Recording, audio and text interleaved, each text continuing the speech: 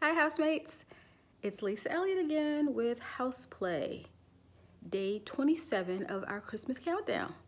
So this is going to be quick. We're going to cover trees very quickly. I wanted to make sure I stuck with the countdown. So as you can see behind me is a thin green Christmas tree, and it is artificial.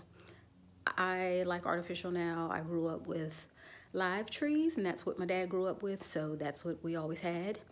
And now they have a combination of artificial and artificial and live trees. I just want to encourage people to go with their gut with regard to color. I say if you're tired of red and green, pick your two favorite colors and use those for your ornaments and for your decor. It doesn't have to be red and green for you newbie decorators. It just can be what you want. Christmas is about love, and I think you should use and decorate with what you love. So go with your two favorite colors. If you are not sure what size tree to get, simply measure your wall, or rather the space of the wall that you're going to have the tree sitting in. This is pretty high up. Most spaces in homes have 9-foot ceilings or higher. So again, you should still measure the height. What you don't want is to buy a live tree and then have to cut the bottom off. I promise you, that won't be fun for anybody. With regard to little spaces are tricky, but they can also be fun. An idea for that would be something like this. This little fella is in what looks like a vase.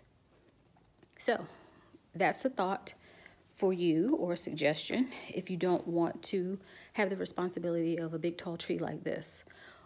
This one is thin and gets wider at the bottom, but it's still pretty thin. So read your description, check your measurements, measure your ceiling, and if you're going to go with one of the smaller trees like the one I just showed you, always check the description. Make sure if you want it to be pre-lit, and for you newbie decorators, pre-lit is simply that. The lights are already attached to the tree, white lights usually. And pay attention to the size ornament that you would then need to buy for the smaller tree. The same is true for a taller tree. You don't want overwhelming bulbs or ornaments to make your tree look even smaller, if that makes sense.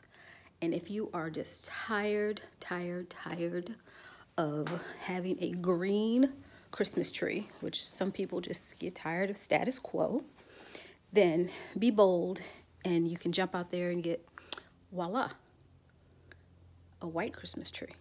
And of course that would be artificial, unless you guys know something that I don't. So this is a white artificial tree. I think it's an average 6 feet. This gives you a lot of creativity. And it is not for the for the weak of heart, or faint of heart rather. This is perfect for pinks and grays, black, white, silver. You can do a lot of things and make this a very beautiful tree. And this model is already pre-lit as well. And someone actually had the good common sense to use white wire. Awesome, isn't it? So if you're really bold, you can also do something like this. Bam, as they say. This is deemed champagne by the description, and a couple of ornaments are being tested out right now. So we'll see what happens.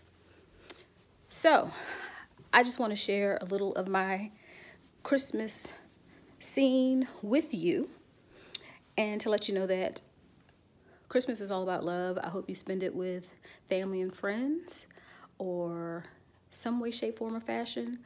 Let people know that you love them. It's not about gifts for me. I've loved Christmas since I was a little kid. Obviously, then it was about gifts. As I got older, it really became about my family. I literally loved and could not wait to come home from college and have my family, which is pretty huge on my dad's side. We all squeezed into my grandmother's old house, and it was just wonderful. I absolutely love seeing them every year. when I came home. There's just something about Christmas, and the adults always made it special, and it was still special even as I grew up and became a young adult, and now I still love it. I love the lights, I love the decor. So I hope you guys experience that on some level with the people that you love and care about. And if you have to have a Charlie Brown Christmas tree, then simply do that. I'm going to do, I think I'll do a video about what to do if you don't want a tree. You get that same feeling. What do you think? So I must go. Let me know if you found these tips helpful, if you are going to do a live or an artificial tree. And you can catch up with all the videos. We covered a little table decor, window decor. Both were for newbies, people who are just starting out decorating for Christmas. And we did Christmas cards. I had a good time doing my Christmas cards. I hope you did too. I hope you use those tips as well. So, signing off, housemates. Until tomorrow, day 26.